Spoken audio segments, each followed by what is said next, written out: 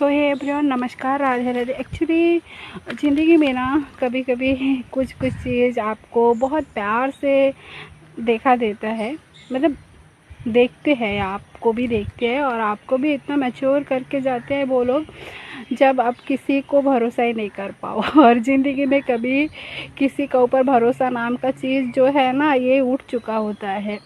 तो इतना मासूम, इतना प्यार से, इतना प्रिंसेस ट्रीटमेंट करने के बाद जो लोग धोखा देते हैं ना, उनको सैल्यूट है भाई। तुम लोग को भी जैसे लड़के लोग का, मतलब लड़की हो या लड़का हो, बहुत सारे लोग ऐसे होते भी हैं, लड़का भी धोखा देता है, लड़की भी धोखा देते हैं, बोथ ऑफ एग्री है, ठीक है। तो जो धोखे देते हैं ना, उनको एक ही रिक्वेस्ट है भाई, तुम ऐसा नहीं करना, किसी का साथ भी ऐसा नहीं करना, फिर वो लड़की को किसी का ऊपर ट्रस्ट इशू हो जाता है। तो वीडियो अच्छा लगा, लाइक कमेंट फॉलो करना।